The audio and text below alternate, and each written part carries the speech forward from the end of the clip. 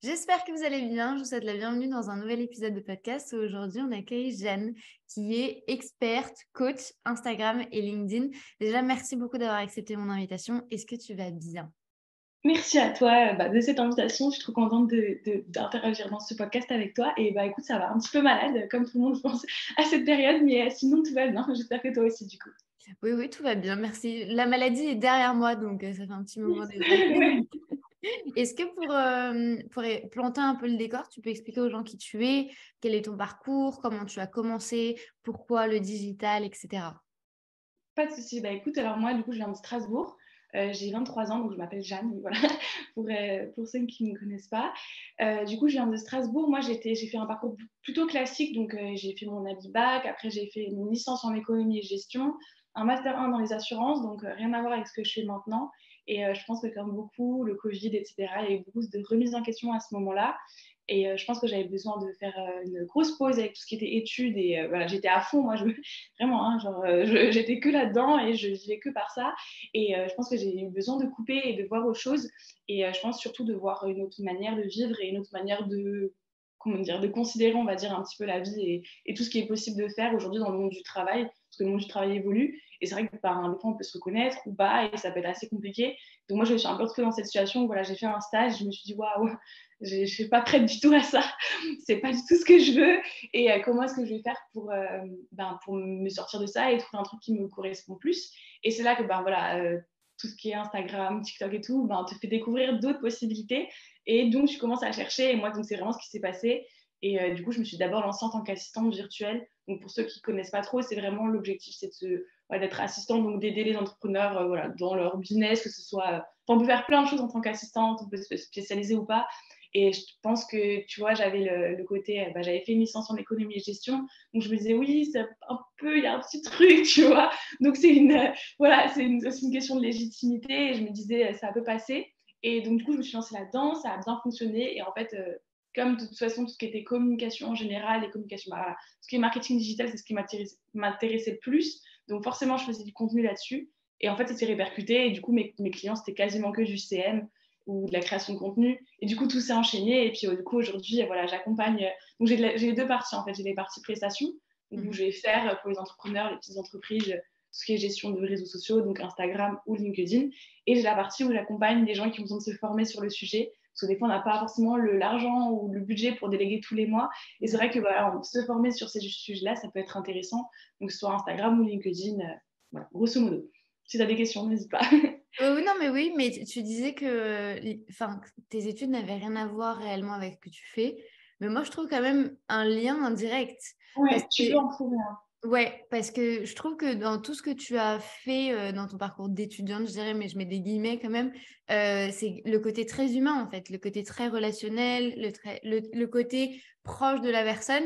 Et c'est vrai que moi, je retrouve vachement ça au niveau de ton contenu. Et tu disais, ça a fait effet boule de neige parce que je trouve que tu as vachement humanisé ton approche, tu as humanisé Ouais. ton discours. Tu t'es pas dit, il faut que je m'impose comme une experte parce que du coup, je pense que tu avais un petit syndrome de l'imposteur qui était par là. Forcément, bien sûr, bien sûr. Oui. Et du coup, bah, tu n'as pas eu ce syndrome de dire, il faut absolument que je montre aux gens que je sais. Tu t'es dit, Oui. je vais voir comment je peux aider les gens. Et du coup, la nuance, elle est minime, mais je pense que ça a fait toute la différence en termes de communication. Toi, comment tu as fait et pourquoi, selon toi, il est important aujourd'hui d'humaniser tout ce qui va être son approche, sa communication, mais surtout son contenu? Alors moi, je pense que c'est très personnel parce que je pense que, comme tu as dit, c'est un truc qui se fait automatiquement.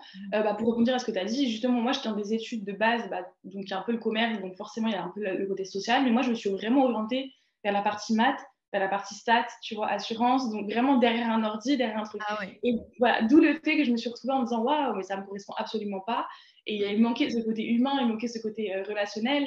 Tu vois, j'étais plus dans le conseil aussi, tu vois, quand je faisais de l'actuariat, mais c'était plus... voilà, tu n'es pas tout de suite en rapport avec le client, tu es derrière ton ordi, tu fais du Excel toute la journée. C'est très intéressant et il y a plein de réflexions derrière. Mais moi, ça ne me correspondait pas. Et comme tu as dit, je pense qu'il y a ce côté humain qui est hyper important aujourd'hui dans la création de contenu et dans les réseaux sociaux. Et je pense qu'il vient d'abord vraiment de la personnalité. Parce que je pense qu'on a tous des personnalités différentes et dans tous les métiers du web, sur Internet ou du digital. Et je pense que c'est là entre guillemets, le secret, c'est de trouver un peu ce qui toi te différencie des autres et ce qui te, comment dire, un peu ce qui t'est propre à toi et c'est juste, ben, comment dire, creuser là-dedans et vraiment l'utiliser finalement pour pouvoir, voilà, pour faire en sorte que ça marche. Et je pense que moi, il y avait ce côté justement qui me manquait un peu humain et que du coup, j'ai voulu vraiment retransmettre dès le début dans ma communication parce que c'était un truc qui m'intéressait et parce que c'est ce qui me manquait avant dans ce que je faisais. Et donc, je pense que c'est venu un petit peu comme ça, tout simplement. Et comme tu as dit, le côté de se dire, voilà, au début, je me lance, moi, j'étais honnête, j'avais aucune expérience, tu vois. Donc, voilà, t'es honnête, tu dis les choses et puis les gens on te font confiance et puis peu un peu tu gagnes aussi en confiance, Bien tu sûr. vois que ça plaît bien, voilà, tout ça. Et du coup, tout s'enchaîne un petit peu tout en restant toi-même. Et je pense que c'est pour ça que c'est intéressant de voir en fonction de son profil quel est le business model qui nous correspond, qui ne nous correspond pas ou quoi. Et à ce moment-là, je suis assez bien tombée, puisque du coup, c'est vrai que j'ai fait d'une pierre deux coups, puisque humaniser son contenu aujourd'hui, c'est quelque chose qui fonctionne plutôt pas mal, quoi. Ouais. Et est-ce que du coup, je rebondis sur ce que tu dis, Ouais. mais est-ce que du coup, tu as l'impression que tu as appris à te connaître beaucoup plus Ah ouais, et ouais. à vraiment puiser dans ta personnalité, dans ta manière d'être, etc., depuis que tu as ton business? Ah totalement, je pense que c'est ça et qui me manquait avant. Pour vraiment faire, genre un constat très simple, rien qu'en question de santé par exemple et je pense qu'on est beaucoup à le voir, mais ou d'angoisse ou ce genre de choses, l'avant-après n'est incomparable. Alors que pourtant, entre guillemets, «j'ai plus de pression maintenant». Je veux dire, si un jour mon business s'arrête, bah ouais, je fais comment, tu vois? Mais il y a le côté où, quand tu trouves ton équilibre et la manière de, comment dire, d'évoluer qui te correspond, en fait, genre, ça se répercute sur tout et pareil, sur ta santé, sur ton corps, sur ta manière de vivre. Et ça, je pense que ça a été le plus gros changement que j'ai pu observer à partir du moment où j'ai arrêté mes études. Après, encore une fois, moi, tu vois, je suis vraiment passée d'études. J'ai fait des petits boulots, j'ai fait des petits stages et tout, mais j'ai jamais été dans le monde du salariat, du travail, donc je pourrais pas non plus comparer et je me le permettrais pas. Mais je sais que par rapport à mes études, tu vois, où j'étais vraiment stressée de me dire, voilà, je fais mes CV, j'envoie mes trucs et tout, genre, il y avait une dimension où j'étais pas du tout à l'aise et aujourd'hui, beaucoup plus, parce que comme dit, c'est tout un mode de vie qui nous Mhm. correspond. Et c'est pour ça qu'il y a des gens qui sont beaucoup plus dans le fait de voilà, aller au boulot tous les jours, voir leurs collègues, et ils adorent ça, et ils sont faits pour ça, et c'est ce qu'il leur faut, alors que moi, pas du tout. Moi, c'est un truc qui va au contraire plus me stresser qu'autre chose. Et du coup, c'est juste de trouver la balance. Et c'est vrai que du coup, comme pour rebondir sur ce que tu disais, je pense que c'est là où tu apprends à connaître et à comprendre aussi ce qui est bon ou pas pour toi. Parce qu'après, voilà, encore une fois, je sais que je suis jeune et j'ai pas non plus le recul nécessaire sur plein de choses. Mais il y a quand même ce fait de se dire, depuis que je me suis lancée à mon compte, en fait, j'ai compris ce que je voulais et j'ai compris ce que je voulais plus. Mhm. Et surtout, j'ai compris qu'autre chose était possible. Donc, ça fait un peu flou et c'est un peu vague, mais il y a vraiment cette dimension de se dire, tu as l'impression que la vie, c'est comme ça et que tu dois suivre ça comme ça et le faire de cette manière-là et avoir le CDI et les meilleures notes et les études et tout. En fait, tu dis, waouh, mais genre, respire. T'as 23 ans, t'as toute la vie devant toi, genre, arrête de stresser. Et je pense que ça fait du bien. Et c'est pour ça que, tu vois, même par rapport au début, à mon business, ça n'a rien à voir avec ce que je faisais au début. Et parce que j'ai toujours évolué et je me suis pas du tout mis des barrières, quoi. J'ai envie Ouais. d'évoluer, je le fais, je le teste et puis on verra ce que ça donne, quoi. Tu disais que les gens t'avaient fait confiance alors que tu n'avais pas d'expérience. Mhm. Et j'aime bien le fait que tu l'aies mis en avant, mais en fait, il faut jamais oublier qu'on a tous commencé quelque part. Et moi aussi, quand j'ai commencé, effectivement, j'avais mon projet passion, mais quand le premier client il est venu, bah, déjà de un, je ne savais même pas que ça pouvait exister, je ne savais même pas que je pouvais vivre de ça, mais surtout, je ne l'avais jamais fait, j'avais jamais collaboré avec un client. Enfin, Bien sûr. moi, bien entendu, j'avais fait des études de marketing digital, mais je n'étais pas commerciale à la base. Donc, tu vois, il y a plein de choses à prendre en compte. Et c'est vrai que C'est ça. malgré que tu sois jeune, comme tu le dis, bah, tu as vachement appris sur le tas et tu as Bah fait, oui. t'as fait deux choix pour ton business, Instagram et LinkedIn. Mm. Comment ce choix s'est justifié et est venu à toi? Et maintenant que tu es vraiment au cœur du truc, quelles seraient, toi, les erreurs que tu vois dans la communication des gens qu'il faut arrêter? Tu dis, ça fonctionne pas, en fait. Alors, pour répondre déjà à ta première question, moi, je me suis d'abord lancée sur Instagram. Instagram, c'était mon premier canal de communication, tout simplement parce que, en fait, moi, je me suis basée sur tout ce que je voyais, ce qui marchait bien en Amérique, voilà, enfin, tout ce qui est plutôt le monde anglophone. Et c'est vrai qu'il y avait beaucoup de gens passés par Instagram. Et c'est après que j'ai découvert qu'en fait, ça se faisait aussi en France, qu'en fait, on est plein et que c'est trop chouette. Et du coup, je me suis dit, c'est le meilleur endroit où je peux promouvoir mes services en mettant en place une stratégie de contenu, contrairement à tu vois, des plateformes plutôt de freelancing, que ce soit Upwork, 5euros.com, tout ça, ou Malte, ou dans lequel où je me sentais moi pas à l'aise de le faire et je me disais, j'ai peut-être moins de chances de trouver du monde que si je lance mon compte Instagram et que mon objectif, c'était à ce moment-là de construire une communauté et de potentiellement trouver des clients. Sachant aussi que je n'avais pas du tout envie de faire du local. Je ne voulais pas en parler autour de moi parce que tu lances un truc, tu n'as pas envie. Donc, je comptais sur aucun réseau et je me suis dit, c'est la meilleure façon finalement de se construire un réseau. Sachant aussi que Instagram, par exemple, si on le compare à TikTok, il y a quand même une grosse faculté d'interaction et de tisser des liens avec d'autres personnes que TikTok n'a pas, ou que par exemple Facebook, c'est moins mon élément, peut-être moins aussi ma génération, donc je me sentais moins de me mettre sur Facebook. Donc Instagram, c'était un peu le choix logique et ce qui marche bien en plus, donc je me suis dit, allez go, je vais aller sur Instagram. Ça a bien fonctionné, ça a bien pris. Et une fois que j'étais bien installée et que j'étais à l'aise par rapport à tout ça, je suis allée sur LinkedIn parce que forcément, comme je faisais du coaching LinkedIn, je me suis dit, voilà, il faut quand même que tu sois là un minimum et que tu montres que tu sais le faire. Et là, je me suis créé mon compte, j'ai été très active pendant un moment. Là, pour le moment, c'est un peu plus, on prend un peu une petite pause. Mais voilà, c'était parce que les deux sont des plateformes qui, pour moi, en fait, justement, on parlait d'humaniser son contenu. Et pour moi, c'est vraiment les plateformes qui te permettent de créer du lien et finalement, comment dire, d'humaniser tout ce que tu fais. Et pour moi, c'est lié. Et c'est des plateformes vraiment qui te permettent de connecter, de rencontrer des gens, de tisser des relations qui potentiellement peuvent t'amener après à des collaborations. Et ça, c'est hyper intéressant. Du coup, voilà, pour moi, c'était ces deux choix qui étaient assez intéressants. Et je me disais, si on revient au fait de pourquoi Instagram, LinkedIn et pourquoi les réseaux, je le voyais sur le court terme et je me disais, à l'instant T, il faut que je me trouve des clients, il faut que je me bâtisse une communauté. Donc, c'était le meilleur choix possible. Et pour répondre à ta deuxième question, du coup, ou je sais pas si... Ouais, oui, vas-y, je t'en prie. Et pour répondre du coup à la deuxième question, je pense que les erreurs que je vois le plus souvent, pour rester justement dans le thème, parce que il y en a plein et on pourrait faire carrément un podcast sur ça, mais je pense que c'est vraiment le fait de se dire, il y a beaucoup de gens qui vont poster pour poster. Donc c'est assez vague, mais je veux dire, il y a beaucoup de gens qui vont se dire, ok, faut que je sois sur Instagram, faut que je sois sur LinkedIn, je vais poster. Mais derrière, il n'y a pas de stratégie, derrière, il n'y a pas de réflexion, et surtout, il n'y a aucune réflexion sur soi-même. Et justement, on parlait d'apprendre à se connaître soi-même, et pour moi, c'est ça les réseaux, et pour moi, c'est ça la force aujourd'hui des réseaux, c'est que si tu arrives à comprendre l'outil, déjà, il faut comprendre l'outil, et évidemment, ça, c'est aussi du travail, mais quand tu comprends l'outil, les algorithmes et la manière de fonctionner, en fait, si tu prends, ta force et que tu la mets en avant, genre, ça ne peut que fonctionner. Et aujourd'hui, on le voit, les personnes qu'on voit le plus sur les réseaux, c'est des personnes qui ont exploité un petit peu, ce qui, eux, les fait vibrer. Et il n'y a pas de format... par exemple, tu vois, je ne pourrais pas dire, ah bah tiens, tu ne fais pas des réels, c'est une erreur. Alors que non, pas du tout. Tu as des comptes qui vont faire aucun réel, mais qui vont très, très, très bien performer parce qu'ils ont misé sur autre chose. Et pour moi, là, du coup, les plus grosses erreurs que je peux voir sur Instagram et LinkedIn, c'est de se fondre trop dans la masse en se disant, je vais faire comme tout le monde, je vais poster pour poster. Mais derrière chaque poste, il n'y a pas de réflexion. Et ça, c'est vraiment dommage. Et après, je sais que c'est compliqué parce qu'on n'a pas le temps. Ça prend du temps de trouver tout ça, de travailler sur sur ses forces, sur ses faiblesses, sur ce qui nous convient ou pas. Si je te prends l'exemple, comme tu disais, par rapport à moi, c'est que je savais que j'aime bien communiquer, j'aime bien parler aux gens. Tu vois, je suis assez dynamique et je me suis dit, go, je vais faire des stories, je vais faire des réels, parce que c'est un format qui me correspond et qui permet de me mettre moi en avant. Et ça a bien marché parce que je pense que c'était, entre guillemets, mon point fort ou là où j'étais à l'aise. Et donc, je l'ai exploité. Mais c'est de se dire qu'on a tous notre point fort à exploiter. Et je pense que l'erreur, la plus grosse erreur, c'est de jamais se poser cette question-là et de se dire, ok, je vais faire des réels parce que je dois faire des réels, je vais faire ça parce que je dois faire ça, sans se dire, ok, mais ce poste-là, concrètement, il apporte quoi? Enfin, genre, tu vois, c'est assez bête, mais je sais pas si tu veux que je détaille un peu plus ou si c'est assez clair. Non, en fait, c'est vraiment le fait de poser une intention sur tout ce que l'on va faire et de pas uniquement se dire, parce que lui, il poste 5 fois par jour, moi aussi, je vais poster 5 fois par jour. Voilà, exactement.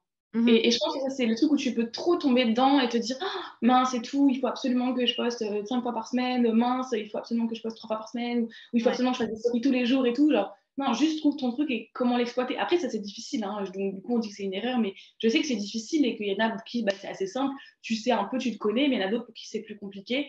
Et je pense que là, tout est l'intérêt de travailler sur soi, de son organisation, ce qui nous correspond. Et pareil, de se dire, en fait, de mettre en place une stratégie derrière, de se dire, ce poste-là, je le poste et voilà, comme tu as dit, tu as une intention derrière. Genre, pour qui, comment, qu'est-ce que tu veux faire ressentir, qu'est-ce que tu veux transmettre et pas juste poster pour poster. Tu vois, je vais pas mettre un. Enfin, ça peut arriver à tout le monde. Tu vois, des fois, moi, je vais mettre des posts qui sont beaucoup moins travaillés et beaucoup plus, voilà, pour entretenir et tout. Mais la majorité de mes posts, je me dis à chaque fois, ok, qu'est-ce qu'il y a derrière, pourquoi je le fais et dans quelle intention, quoi. Ouais. Et là, on est vraiment sur la partie Instagram. Sur la partie LinkedIn, c'est vrai que après, moi, je t'avoue, je n'ai pas trop non plus utilisé la plateforme, mais c'est vrai que je vois beaucoup de gens dire pour être sur LinkedIn, il faut avoir un discours moralisateur, il faut avoir un discours hyper corporate. Corporate, c'est vraiment un discours d'entreprise. Il faut être très sérieux, très professionnel. Est-ce que c'est vrai? Et est-ce que et comment fonctionne un peu le contenu par rapport à LinkedIn? Alors, je pense que LinkedIn m'a vraiment beaucoup ces a priori-là, mais il faut savoir que pour moi, il y a vraiment deux LinkedIn. Tu vas avoir le LinkedIn corporate, donc tes salariés, etc., qui pour moi est beaucoup plus, comme tu viens de dire, tout ce qui est pro, voilà, plus pro, plus sérieux et tout. Et tu vas avoir vraiment le LinkedIn, tout ce qui est plutôt freelance, entrepreneuriat. Voilà, je mets ces deux gros sacs, évidemment, ça s'entremêle, mais qui est totalement différent. Et je pense que c'est pour ça, on a tous, et beaucoup de gens, hein, avant d'aller sur LinkedIn, on se dit oh, mais non, mais je vais sur LinkedIn, on va me taper sur les doigts, il faut que je fasse ça, il faut que je fasse comme ça, il faut que je sois sérieux, il faut que je dise vous. Mais encore une fois, là, on s'oublie, tu vois, tu t'oublies ta manière de toi communiquer. Parce que pour moi, LinkedIn, c'est un outil comme un autre. Tu peux l'utiliser comme tu le souhaites. Après, évidemment, tu as des codes à respecter, mais il n'y a pas du tout ce côté, je veux dire, sur LinkedIn, tu peux être totalement toi-même autant que sur Instagram, parce que, en fait, tu vas avoir toute une communauté de freelance et d'entrepreneurs qui, de toute façon, sont comme toi.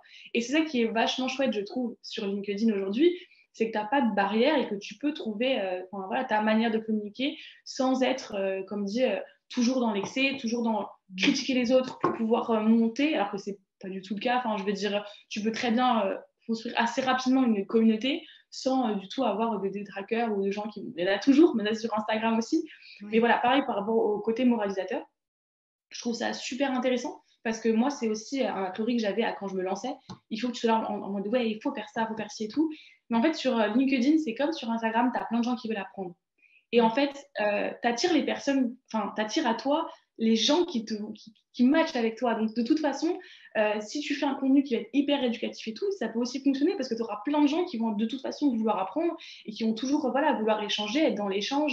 Et c'est pour ça qu'il faut vraiment, je pense, avant de se lancer, de toute façon, sur toutes les plateformes, TikTok, c'est pareil, tu remets toutes tes idées à plat, tu vois, et tu dis, OK, non, moi, ma manière de fonctionner, c'est comme ça. Est-ce que c'est compatible avec cette plateforme-là?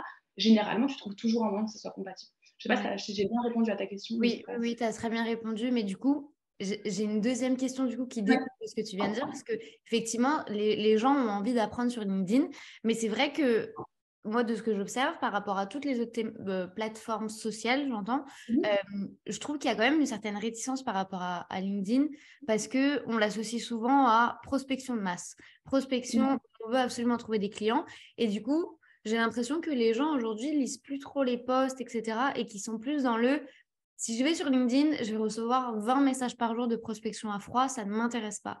Quelle est toi ta position par rapport à ça et quel est ton avis aussi? Alors moi, je pense que c'est totalement variable en fonction des domaines dans lesquels tu es en fait et dans lesquels tu évolues. Parce qu'il y a toujours de la prospection, mais personnellement, moi, j'en reçois plus sur Instagram que sur LinkedIn, tu vois. Parce que, je pense que tu vois très bien de quoi je parle un peu sur Instagram et j'en reçois plus sur Instagram que sur LinkedIn. Donc encore une fois, pour moi, ça dépend vraiment de ton réseau, comment il est. Parce que pareil, sur LinkedIn, l'avantage, entre guillemets, ça peut aussi être un inconvénient, c'est que tu ne reçois pas les messages tant que tu n'as pas accepté la personne. Du coup, ça te permet quand même de faire un certain filtre et tu vois généralement quand quelqu'un va vite te chercher à te prospecter ou pas. L'autre chose, et que du coup, moi, je trouve qu'il est plutôt un avantage, c'est que sur Instagram, la prospection peut être un peu plus mal vue. Encore une fois, moi, j'ai rien contre la prospection, elle peut être très bien faite, etc. Par contre, sur LinkedIn, c'est beaucoup plus accepté. Ce qui fait que du coup, c'est aussi un avantage pour toi en tant que freelance. Parce que ça veut dire que prospecter, c'est beaucoup plus accepté. C'est voilà, tu es sur LinkedIn, il n'y a pas de mal à ça. Et du coup, moi, je prends plus le côté positif de se dire, on sait qu'on va être prospecté sur LinkedIn, mais c'est pas ça qui doit nous arrêter, sachant que tu peux aussi tisser de super relations. Moi, j'ai rencontré des gens sur LinkedIn aussi. Tu le vois, il y a plein d'entrepreneurs qui sont partis de rien sur LinkedIn et qui aujourd'hui ont des super communautés, font des super projets. Ouais. Et ils ne se sont pas empêchés de se dire, non, à cause de cette prospection, de ce côté plus sérieux, trouver des clients et tout. C'est pour ça que pour moi, c'est encore une fois une question d'approche et de comment toi, tu décides d'approcher la plateforme. Évidemment, après, tu as de la prospection sur LinkedIn. C'est juste, tu la mets de côté si tu veux ou pas. Je pense que c'est trop encore dommage parce qu'il y a encore trop ce côté-là, mais j'ai l'impression quand même que ça se démocratise un petit peu et vraiment LinkedIn devient très très abordable et à beaucoup de gens. Je pense que c'est vraiment la manière dont tu vas l'utiliser. Toujours de se dire, comme je l'ai dit avant, rester dans ta stratégie sans se dire, ok, mince, il y a tout savoir tout, je dois faire comme ça, je dois prospecter, pas du tout. Moi, j'ai jamais prospecté sur LinkedIn, ça m'a pas empêché d'avoir des contacts. Donc, c'est super intéressant. Ton point de vue est super intéressant et on va étirer encore plus loin cette réflexion parce que pour ceux qui ne le savent pas, ou peut-être les gens le savent, Jeanne a le parcours totalement inverse du mien. C'est-à-dire que Jeanne a commencé sur les réseaux, moi j'ai fui les réseaux. Et c'est vrai que moi, vraiment mon discours et ma vision, mais après j'ai compris pourquoi, parce que tu avais vraiment une vision court terme et du coup tu voulais Ouais, absolument trouver des clients. Moi c'est vrai qu'avec mon site internet, j'avais une vision long terme et je savais petit à petit, c'était une passion. Donc je me suis dit, je me ouais. lance et de toute façon, je vais faire ça pendant 10 ans parce que j'adore ça. Effectivement, ça m'est un peu tombé dessus, mais ça a pérennisé le truc. Du coup, toi qui es que sur les réseaux sociaux, Mhm. quelle est ton expérience et quelles sont les limites que toi tu identifies à moyen et sur le long terme? Parce que je pars du principe qu'il n'y a pas forcément de limite sur le court terme. C'est Ouais, vraiment, bien sûr. sur le court terme, si tu veux y aller, tu fonces et je pense que dans tous les cas, tu peux avoir des résultats. Néanmoins, sur le moyen à long terme, je pense que ça peut un peu s'essouffler. Toi, comment tu vois l'avenir de ton business, je dirais, et comment tu vois la prochaine étape au niveau de ton parcours? Moi, je pense que c'est hyper intéressant comme sujet et c'est vrai qu'il y a ce côté-là où quand tu te lances, généralement, enfin beaucoup, tu penses court terme, tu vois, tu dis bah, je dois rentabiliser, enfin, il faut que je puisse en vivre. Mon objectif, c'était aussi de pouvoir en vivre et je savais que la manière la plus simple et la plus rapide, c'est sur les réseaux. Et Mhm. pareil, créer une communauté. Après, en question des limites, bien évidemment qu'il y en a, puisque du coup, moi, je me suis dit, ok, je suis aussi partie dans le sens où je me dis, j'ai un an pour tester, si ça marche pas, je reprends mes études. Donc, tu vois, il n'y avait pas du tout ce côté de me dire, de toute façon, le long terme, je l'envisage absolument pas maintenant. On Mhm. verra ensuite comment ça marche et si je peux mettre en place. Ça peut être une erreur ou pas, après, chacun le prend comme il veut. Mais par contre, là où tu as dit la limite et là où elle est claire, c'est que les réseaux, bah, tu ne possèdes rien. Donc, le jour où ça saute, ben, tu n'as plus rien. Le jour où ton Instagram saute, tu n'as plus rien. Voilà, bon, tu as tes contacts et tout, mais tu restes assez, comment dire, c'est galère, quoi. Tu es un petit peu dans la galère pour trouver des clients et tout. Si tu n'as pas à bien installer, c'est compliqué. Après, du coup, là où ça peut être intéressant, et du coup, ce que moi j'ai mis en place, c'est que moi j'ai très vite mis en place quand même une liste email, donc qui me permettait quand même d'avoir une petite base mail et de pouvoir l'entretenir et d'avoir quand même des contacts. Et puis voilà, si jamais il y a quoi que ce soit, je me dis, bon, il reste un petit peu ça pour un petit peu me refaire connaître, etc. Et je pense que là aussi où je me suis rendu compte, c'est que moi je trouve que les réseaux sociaux, c'est un outil hyper puissant. C'est-à-dire qu'entre-temps, j'ai aussi lancé d'autres choses et d'autres activités sur d'autres réseaux et ça a très bien fonctionné. Et je pense qu'il y a toujours cette évolution qui te permettra de, quoi qu'il arrive, en tout cas, je pense à court terme, à long terme, par contre, on peut en discuter, de lancer un business, de lancer une activité qui peut fonctionner sur les réseaux sociaux. Du coup, moi, je me suis dit, si jamais ça capote, je ferai autre chose. Je recommence. J'ai encore plus de connaissances, j'ai encore plus d'expérience. Donc, voilà, après, c'est peut-être de la confiance mal placée, j'en sais rien, mais je préfère être optimiste et je me dis, voilà, s'il y a un problème, je referai autrement peut-être, mais je le referai et je sais que je peux avoir des résultats à court terme. Après, évidemment, ça dépend. Si on parle de 10 cas par mois, évidemment, je ne parle pas de ça. Je te parle de, voilà, d'avoir un peu de revenus au moins pour pouvoir subvenir à tes besoins le temps de retomber sur tes pattes.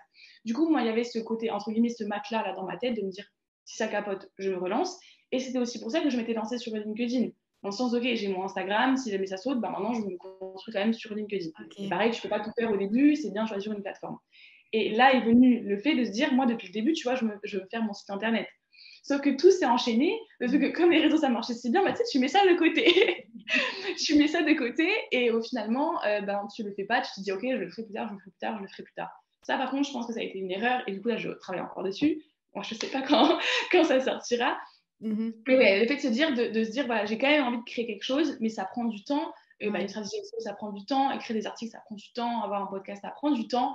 Et comme tout s'est enchaîné, moi, j'avais plus du tout le temps, même pour moi-même. Donc, c'était pour mes clients. Et je me suis dit, je verrai ça après. Par contre, comme tu as dit, pour la suite, mon objectif, c'est de plus d'être ancré. Parce qu'aujourd'hui, les réseaux, ça m'apporte plein de choses et je peux construire une communauté et c'est trop bien, c'est incroyable. Mais je sais que c'est important, même une question de crédibilité pour moi, tu vois de me dire, bah, tu as quand même ton site internet qui est bien installé, qui est bien référencé, tu as des articles, tu as toute une autre base qui est importante et que du coup, je vais commencer à développer, que j'aurais dû la développer plus tôt, mais ça s'est pas fait comme ça, mais je sais que voilà, on trouvera d'autres manières de fonctionner et quoi qu'il arrive, je retomberai sur mes pattes. L'autre chose par rapport à ça, c'est que, comme je t'avais dit au début, je parle beaucoup, hein, tu me dis si Non, tu non, as non, des... vas-y, vas-y, vas-y, vas-y. Au début, j'avais pas tout le local, alors que là, ça fait quelques mois que du coup, je développe aussi le local et du coup, tu te crées un réseau aussi. Mhm. Et ça, je pense que c'est intéressant parce que ça te permet de maintenant, il y a quand même beaucoup de bouche à oreille, les clients, c'est beaucoup aussi de bouche à oreille, etc. Donc je sais que si jamais il y a quoi que ce soit, j'aurai toujours cette base-là. Et dernière petite chose par rapport à ça, ça dépend du business model. Alors je sais pas du coup, toi, comment ça se passait au début et tout, mais moi, c'est des prestations qui se conduisent tous les mois. Ce qui fait que j'ai quand même une certaine sécurité Alors que si, par exemple, je faisais que du coaching, ça serait différent. Donc, je sais que, voilà, sur 3 mois, sur 6 mois, voire un an, j'ai un revenu qui va tomber, qui va être régulier. Donc, ça te donne aussi l'opportunité de te dire, ben voilà, j'ai pas le truc de si mon compte Insta saute demain, je suis pas perdue et je me retrouve pas sans rien. Donc, voilà, il y a ces petites choses à se mettre en place et je pense que c'est un travail à faire, ben voilà, à voir en fonction de son business, en fait, de réfléchir à tout ça, comment ça fonctionne, quel business model. Ta vision est hyper intéressante et il y a plusieurs points que je veux Mmh. qu'on aborde ensemble. Déjà, j'ai aimé le fait que tu aies dit que si tu veux atteindre les 10K par mois, ça ne sera pas que avec Instagram. Merci de le dire, vraiment Ah merci de oui. le dire parce que je n'en peux plus, moi, de voir les messages et les gens le savent parce que je tape un peu souvent sur le même sujet. Les 10K par mois sur Instagram, les gars, déjà, c'est avec le temps. Comme tu le Bien dis si sûr. bien, il y a un réseau qui se crée de bouche à oreille et je comprends très bien ce que tu dis vu que le mien s'est également créé de la même manière, sans réseaux sociaux, petit à petit, ça a fait effet boule de neige. Et la troisième chose que tu as dit, c'est la régularité au niveau des prestations de services.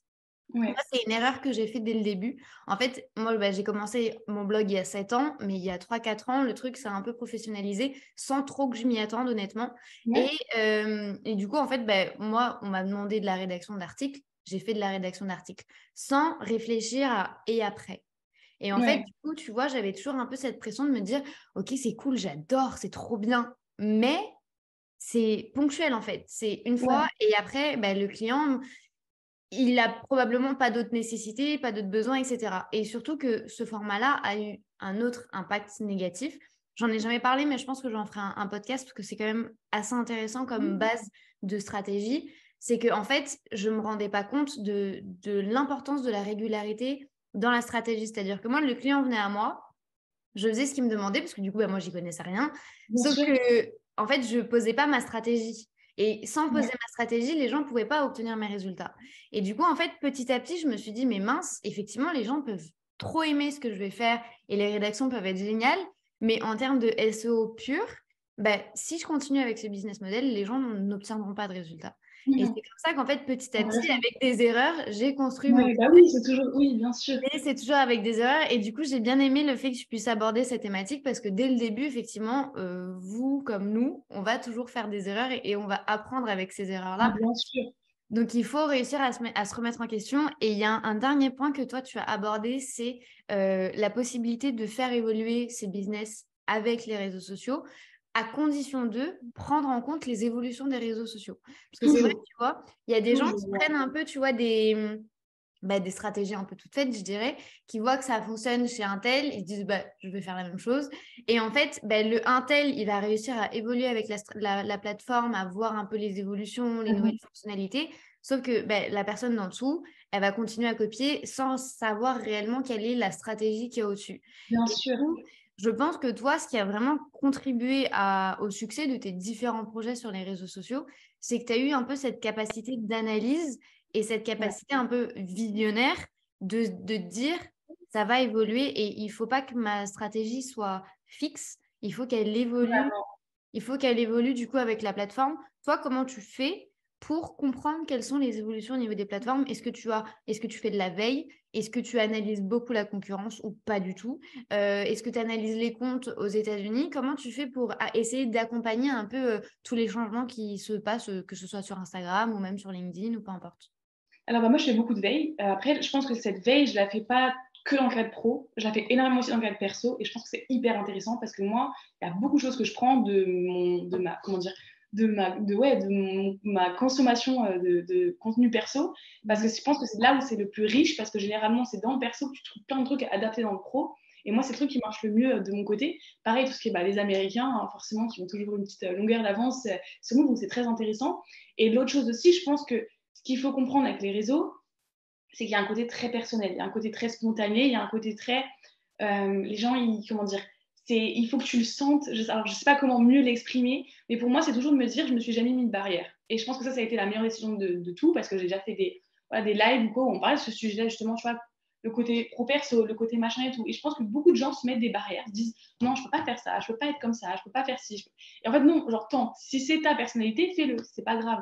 Tu vois, c'est-à-dire que moi, j'avais ma stratégie, j'avais mes 3 posts par semaine. Mais si j'avais envie de rajouter des réels au milieu qui n'avaient rien à voir, je le faisais. Je n'allais pas m'empêcher de me dire, bah non, je peux pas, ça rentre pas dans ma stratégie, tu vois, sur le moment. Et je pense que ça, c'est un truc qui est très important sur les réseaux, c'est de sentir le truc et de se laisser couler et pas de se mettre des barrières. Et c'est pour ça aussi que c'est comme ça que tu vas aussi, comment dire, c'est en créant que tu vois ce qui fonctionne pas et que tu peux l'adapter voilà, à ce qui marche ou pas. C'est pareil sur TikTok, tu vois. On parle des réseaux d'Instagram et LinkedIn, mais pour moi, TikTok, c'est pareil. C'est un des endroits, je trouve, qui est le plus intéressant pour faire de la veille, parce que généralement, ça arrive plus tard sur Instagram, donc forcément, c'est toujours intéressant d'être un peu sur TikTok.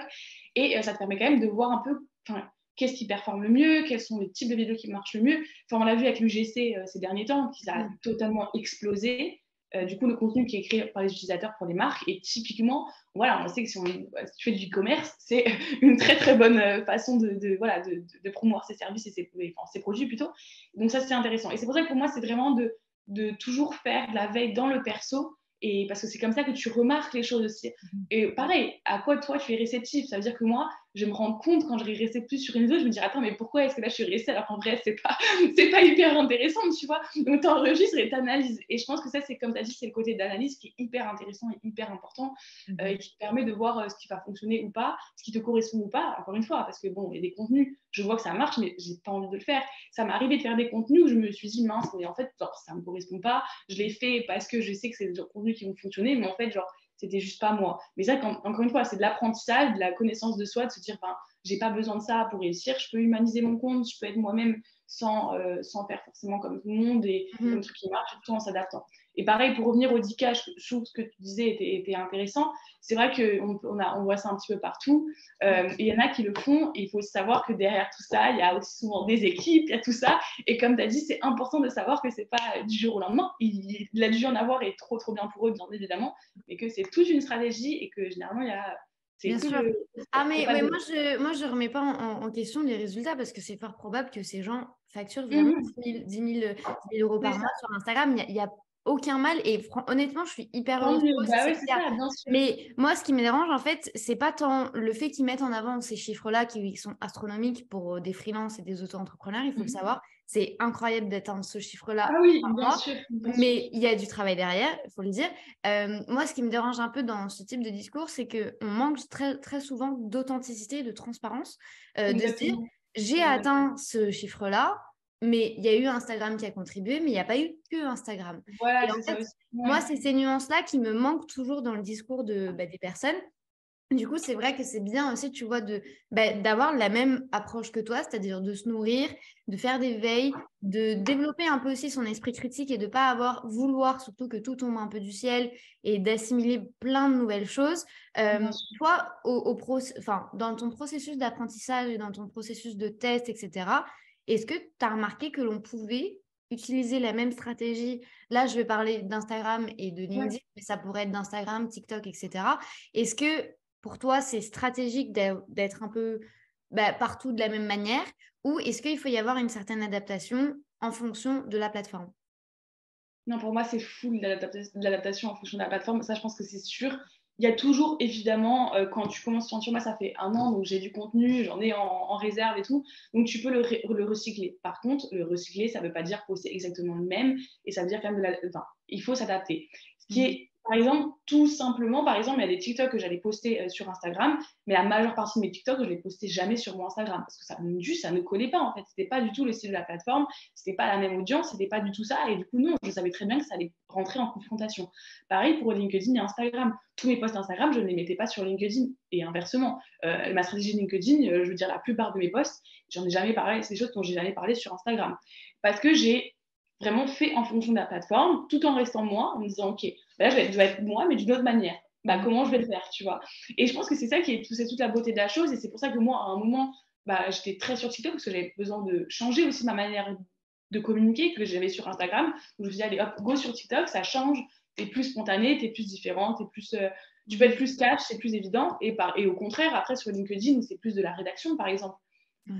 Voilà, l'exemple tout bête, mais c'est que Instagram, c'est énormément visuel, alors que LinkedIn, tu peux avoir des textes, genre purement des posts textes qui marchent très très bien et qui vont surperformer. Donc forcément, l'approche n'est plus la même.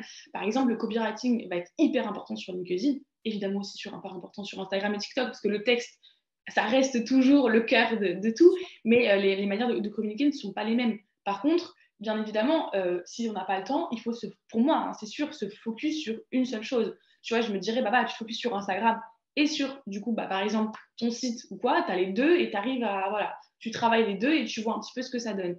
Mais par exemple, et après, quand tu as plus de temps, tu te dis, bah tiens, allez, je vais aller sur LinkedIn, je vais aller sur Instagram. Voilà, moi, mon copain, du coup, il fait du copywriting. Donc, quand je suis allée sur LinkedIn, j'étais pas toute seule. Et je l'ai toujours dit, je n'étais pas toute seule, tu vois. Et c'est des choses qui aident. Il faut pas, pareil, prendre le risque de s'éparpiller pour être moins bon partout. Il faut vraiment avoir sa stratégie et puisque ça sera justement différent partout. Donc, répliquer à chaque fois, c'est pas forcément la meilleure solution.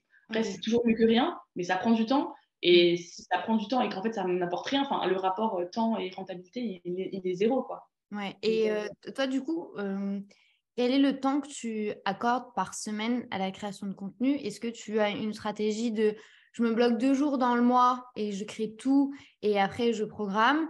Ou tu crées un peu toutes les semaines? Comment ça se passe en termes d'organisation? Parce qu'effectivement, tu as quand même pas mal de plateformes aujourd'hui. Tu as du contenu qui est différent sur chacune d'entre elles. Du coup, en termes d'organisation en back-office, je dirais, dans les coulisses, comment ça se passe un petit peu de ton côté? Alors, je pense que alors, je vais parler d'une organisation, mais je pense que c'est très, très personnel. Il faut toujours bien le garder en tête, c'est de trouver son fonctionnement. Parce que moi, j'ai un fonctionnement où je suis incapable de prévoir trop à l'avance, parce que juste, ça me frustre beaucoup trop. Enfin, je peux pas. Moi, j'ai besoin de faire des choses en fonction des feelings, de ce qui se passe, de ce qui se passe sur les réseaux et tout. Et du coup, je vais créer généralement mon contenu pour la semaine. Donc, chaque semaine, je vais créer mon contenu pour la semaine. Et en fonction, du coup, évidemment, de ma stratégie, ça, c'est toujours normal. Mais voilà, on va dire, j'ai épié le contenu. Moi, j'ai toutes mes notes qui sont remplies, j'ai tout mon notion, j'ai toutes mes idées. Et c'est juste, genre, je vais piocher, je vais me dire, ah bah tiens, voilà, ça rentre bien. Là, en plus, je vais sortir un petit truc, donc je vais parler plus de ça cette semaine-là.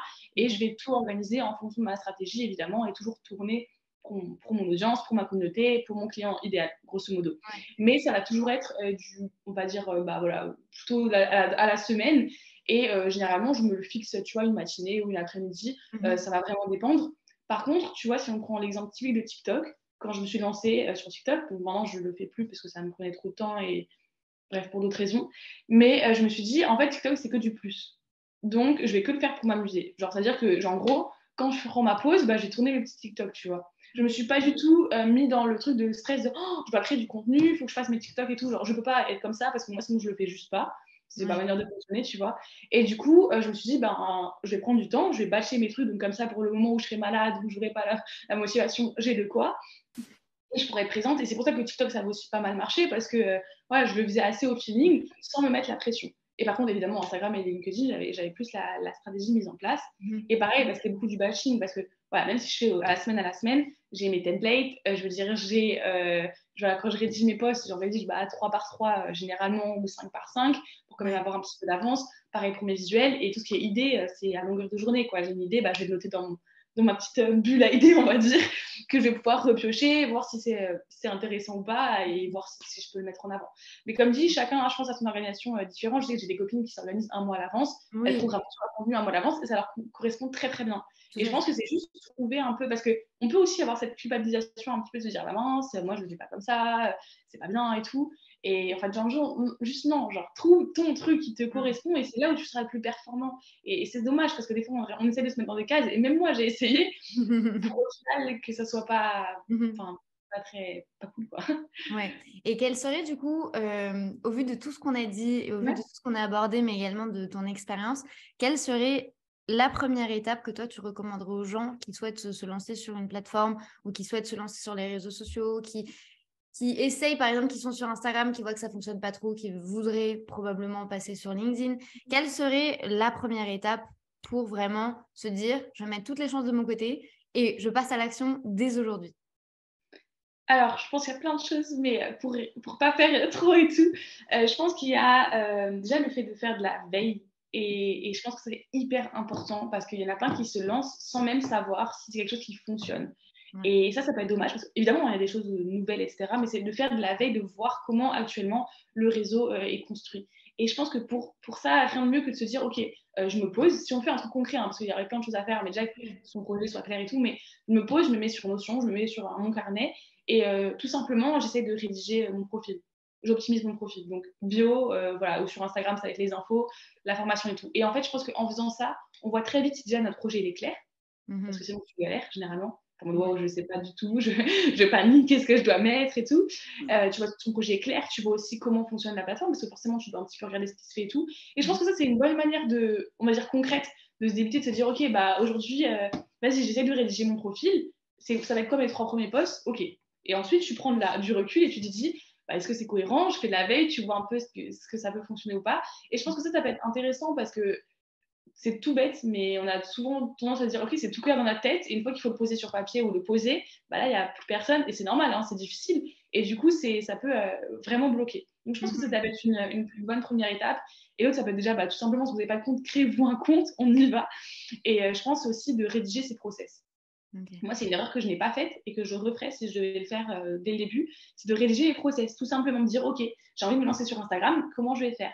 Comment je vais créer mon contenu? Comment je vais m'organiser? Parce qu'en fait, c'est tout bête, mais Instagram, les réseaux, ça prend du temps et faut pas le sous-estimer. Donc, ça prend du temps et quand tu as plein de clients, moi, j'ai été bookée assez rapidement en client et après, c'est dur, tu vois, de garder la cadence, de garder ta régularité et se dire, OK, j'ai mes process, j'ai mon organisation, moi, je fonctionne comme ça, je vais fonctionner comme ça et puis ça fonctionne ou ça casse. Voilà. Après, à voir. De toute façon, si vous manquez d'expérience, si vous manquez de compétences ou même si vous manquez de temps, comme l'a dit Jeanne au début de notre échange, elle a 2 casquettes, ou elle vous apprend à le faire, ou elle le fait pour vous en termes de prestation de service. De toute façon, je vous mets tous les liens juste en dessous de cet épisode de podcast, que ce soit vers ses réseaux sociaux, vers ses prestations de service ou même encore vers sa formation. Comme ça, vous aurez toutes les informations juste en dessous. Merci. Si vous avez des questions toutes simples, n'hésitez pas à m'envoyer un petit message, je répondrai avec plaisir, sans souci. Génial.